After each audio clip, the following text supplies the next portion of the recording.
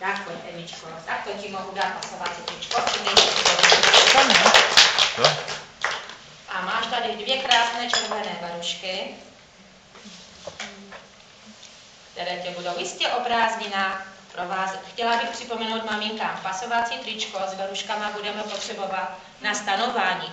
Máte to na papírku napsáno. Tak připomínám, prosím, přineste ho ve středu, ano? Tady do školky, tak? Já bych poprosila moji holku tady ze strany, z mojí strany, aby se představila. Já se jmenuji Natálka Martinková a mám 5 let. Tak pane Natálko.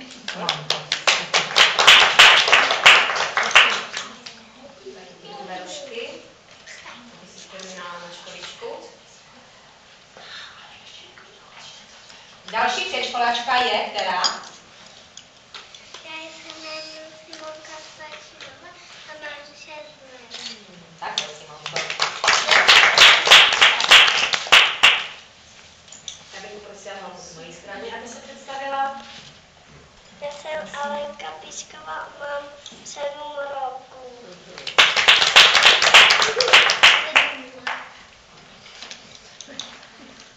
A poslední holčička z naší dnešní řady. Pojď. Ještě nejprve se ukloň a řekni, jak se jmenuješ. Jak si komu nálady, jak si ještě. Já se jmenuji Danielka Indráchová a mám 5 let. Můžeš poprosit Luka z mojí strany? Daniel? Jsem Hojkalička a mám sázgla.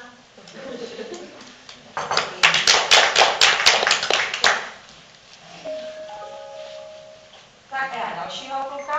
Pojď. A jsem Pavel Hověcký a mám 6 let.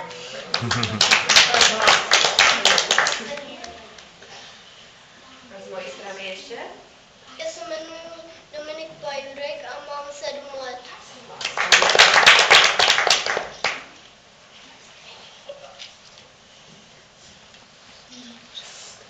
Pasovací tričko předškoláci máme. Když už máme pasovací tričko, to je ta chvíle, kdy se z nás stávají školáci. A aby jsme věděli, že opravdu školáči patří do školy, máme pro maminky připravenou básničku. Ta už je opravdu o škole. Prosím, postavte se, aby nás bylo hezky slyšet. Můžete jít na kraj toho koberce, nebojte se. Já řeknu nadpis a vy tu básničku už povíte bez nadpisu. No? Básnička se jmenuje Už půjdu do školy. Prosím, děti, hlasitě, aby maminka slyšela, že už nejste malé děti, ale opravdoví školáci. Už půjdu do školy. Už půjdu do školy, těším se, mámo. Vyskočím z postýlky, brzy ráno. Už mi nepomáhej, mami, obleču se ráno sám. Už jsem velký, mami, do kašky si věci dám. Do veteriny se na všechny školy.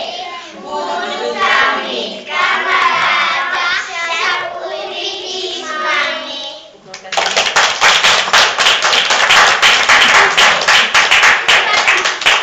Tak vidíte, maminky a tatínkové, že už opravdu ty vaše děti jsou veliké. Už za chvíli opustí tu naši školičku. Já bych jim chtěla popřát, aby se jim v životě dařilo. Ve škole, aby se jim také dařilo. A jak říká ta básnička, nejdůležitější jsou kamarádi, které si najdou jak pro práci ve škole a tak taky pro svůj život.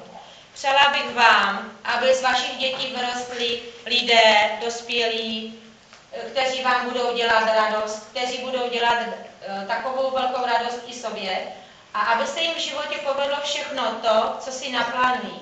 Ale ne vždycky všechno vyjde, co si naplánujeme. Zpívá se o tom i v jedné písničce.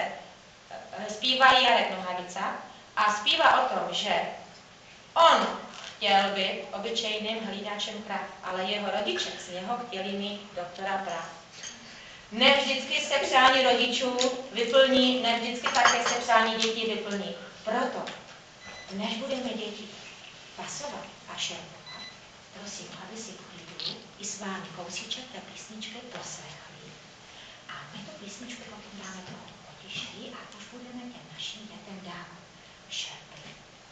A budeme už jim dávat potom dárky, jak za školičku, a můžu poprosit i potom i paní ředitelku, i zastupce Krokušu, aby jsme si předali všechny dárky.